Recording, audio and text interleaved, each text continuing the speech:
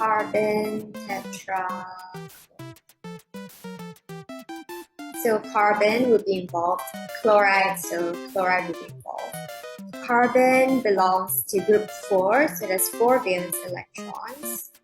Chlorine belongs to group 7, so there's 7 valence electrons.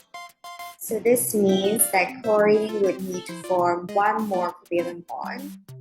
Carbon needs 4 covalent bonds to. So since carbon needs to form 4 covalent bonds, we need 4 atoms of chlorine. So carbon here, it needs to form 4 covalent bonds. And it forms with chlorine, which forms 1 covalent bond with carbon. And this is already stable for this chlorine atom. Then for the dot and cross diagram, it would be carbon at the center.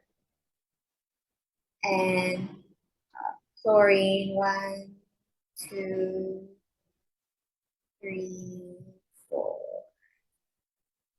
When you were drawing this, you actually need to be mindful about the relative sizes of the particles that you're drawing. Oh. Right? Do remember, carbon has only 2 electron shells, but chlorine has 3. So right. But to make it clear that the carbon is smaller, but the chlorine are all uniformly bigger than the carbon. We don't have to do exact measurements, okay? That's not necessary. But that show of understanding of different numbers of electron shells is necessary. So maybe I'll draw a slightly bigger 1. Yeah, slightly bigger will do, yes. 2. This is obvious enough, yes. Okay. 3, 4. Is this okay? That's fine. Just be good. Yes. Yeah. Slightly bigger will do, as long as you don't draw it smaller. Okay. That one is terrible. Yes. Right. So I'll just fill up the rest of the overlapping areas here to illustrate the sharing of the electrons between carbon and chlorine. Well, can you see that you missed one very important checking step at the end?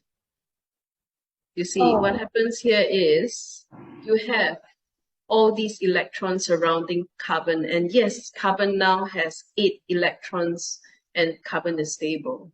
But you seem to have forgotten that chlorine has 6 others that are waiting outside. So you will have to always check the number of electrons that you actually draw, not just for the center atom, but for all the atoms, and check the number. All right. If you had checked for every single chlorine atom, you'd notice that how come the chlorine only has 2 electrons? Yes. So now that it's all drawn, when we do the final checking, the chlorine has 1, 2, 3, 4, 5, 6, 7, 8. It's stable. Same for all of the 3 over here. And carbon also is stable because there's 1, 2, 3, 4, 5, 6, 7, 8 electrons. That's right.